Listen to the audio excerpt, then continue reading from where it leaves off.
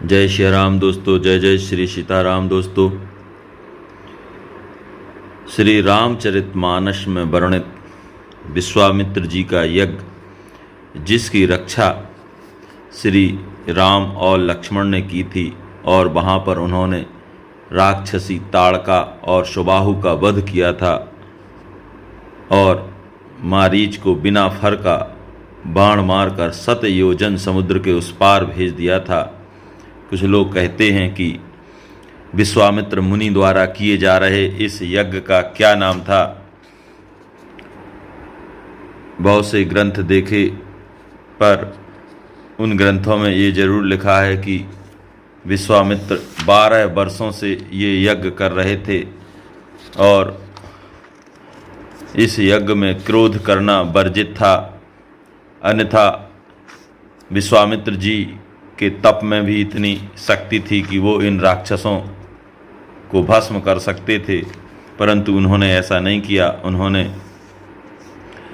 जाना और वो त्रिकालज्ञ थे, यानी अपनी दिव्य दृष्टि से वो ये जान गए थे कि भगवान नारायण ने श्री रामचंद्र जी के रूप में जन्म लिया है, तो वहाँ जाकर उनके दर्शन करूँगा और इसी बहाने इस यज्ञ की रक्षा के लिए श्री राम और लक्ष्मण दोनों भाइयों को ले आऊँगा।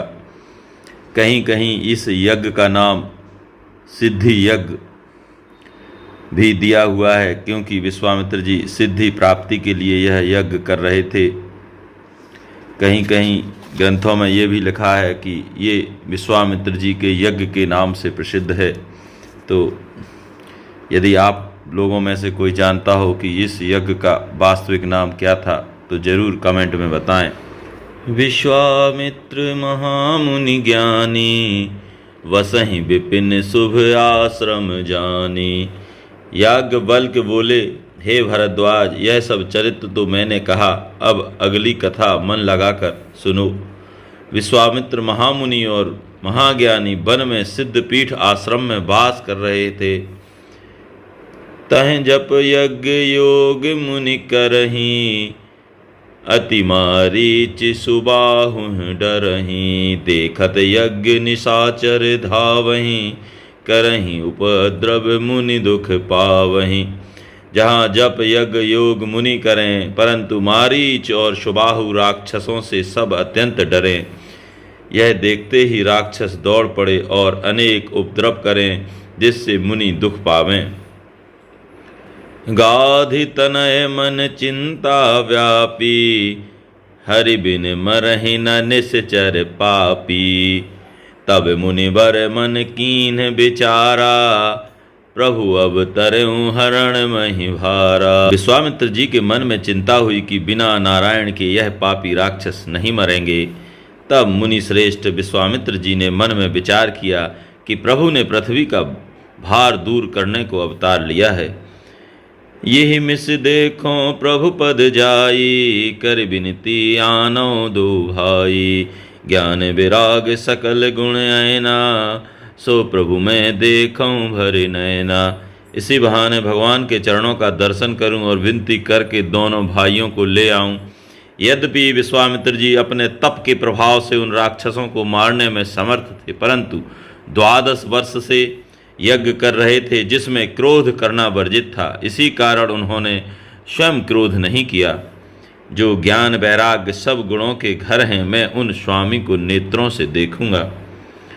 यह विधि करत मनोरथ, जात न लागी वार। करिमंजन सरयू सलिल गए भूप दरबार। इस प्रकार से मनोरथ करते चले, तब जाते हुए अधिक देर नहीं लगी और सरयू स्नान कर राजा दशरथ जी के दरबार में गए। मुनि आगमन सुना जब राजा, मिलन गयो ते विप्र समाजा।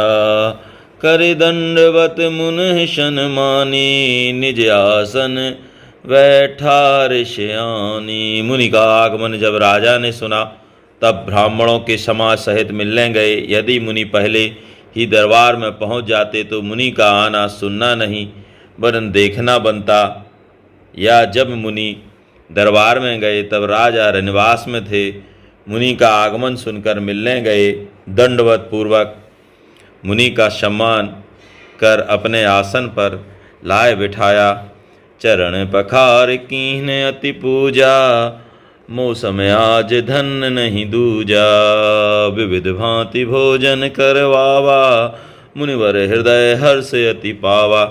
चरण धोकर राजा ने अत्यंत पूजा करी और कहा, मेरे समान आज दूसरा धन नहीं है। अनेक प्रकार से भोजन कराए, जिससे मुनि के हृदय में बड़ी प्रसन्नता हुई। पुनि चरणन मेले सुतचारी, राम देख मुनि बिरति विशारी। वै मगन देखत मुख शोभा, जनु चकोर पूर्ण शशि लोभा। फिर चारों पुत्रों को चरणों में डाल दिया। राम को देखकर मुनि का वैराग्य बिसर गया। श्री रामचंद्र जी के मुख की शोभा देखकर मग्न हुए, जैसे पूरे चंद्रमा को देखकर चकोर।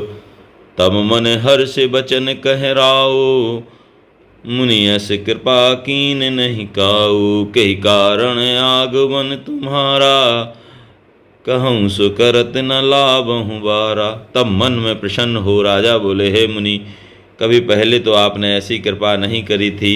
महाराज, आपका आना कैसे हुआ, कहो सो करने में देर न करूं। असुर समूह सतावहि मोही, मैं याचन आयऊँ नृप तोहि। अनुज समेत देहु रघुनाथा, निश्चर बध में होब शना था। विश्वामित्र जी बोले, मुझे झुंड के झुंड राक्षस बहुत सताते हैं। सो राजन, मैं तुमसे मांगने आया हूँ। लक्ष्मण जी सहित रामचंद्र जी को 2 राक्षसों के मारने से मैं सनाथ हो जाऊंगा। देहु भूप मन हर्षित, तजहु मोह अज्ञान। धर्म श्वेस नृप तुम कहें, इन कहें अति कल्याण। हे राजन, मन में प्रसन्न हो अपने पुत्रों को दो, और यह राक्षसों को कैसे मारेंगे, यह मोह अज्ञान छोड़ो। आपको इसमें धर्म और यश मिलेगा तथा इनको भी कल्याण अर्थात विजय और पत्नी मिलेगी। सुन राजा अति अप्रिय वाणी, हृदय कंप मुख दुति कुम्हलानी। चौथे पन पायऊँ सुतचारी, विप्र वचन नहीं कहूँ विचारी। राजा ने यह अप्रिय वाणी ज्यों सुनी त्यों ही हृदय कांप गया और मुख की कांति कुम्हला गई, और बोले, चौथे पन में 4 पुत्र पाए हैं। हे मुनिराज, आपने विचार कर वचन नहीं कहे। मांगहूँ भूमि धेनु धन कोशा, सर्वस देहूँ आज मन रोषा। देह प्राण ते प्रिय कछु नाही, सो मुनि देहूँ निमिषेक माही। पृथ्वी गो धन खजाना मांग लो, सूरता सहित सब दे सकता हूँ। देह और प्राण से प्यारा कुछ नहीं है, सो भी हे मुनि एक पल में दे सकता हूँ। सब सुत प्रिय मोहि प्राण की नाई, राम देते नहीं बने गोसाई। कहे निश्चर अति घोर कठोरा, कहे सुंदर सुत परम किशोरा। हे मुनि, सब सुत मुझे प्राणों के समान प्यारे हैं, पर राम को देते नहीं बनता। कहाँ तो राक्षस अत्यंत कठोर घोर, और कहाँ मेरे छोटी अवस्था के पुत्र। सुनि नृप गिरा प्रेम रस सानी, हृदय हर्ष माना मुनि ज्ञानी। तव वशिष्ठ बहुविध समुझावा, नृप संदेश नाश कह पावा। प्रेम रस में सनी हुई राजा की वाणी सुनकर ज्ञानी मुनि ने हृदय में बहुत सुख माना। तब वशिष्ठ जी ने बहुत भांति से समझाया कि श्री रामचंद्र जी पृथ्वी का भार उतारने को प्रकट हुए हैं। विश्वामित्र जी के तप का प्रभाव सुनाया और राजा की यह प्रतिज्ञा की, कहूँ सो करत न लाऊं वारा। पुनः रघुकुल रीत सदा चली आई, प्राण जाऊं वर वचन न जाई। यह कुल की रीति समझाई, जिससे राजा का संदेह नाश हुआ। जय श्री राम।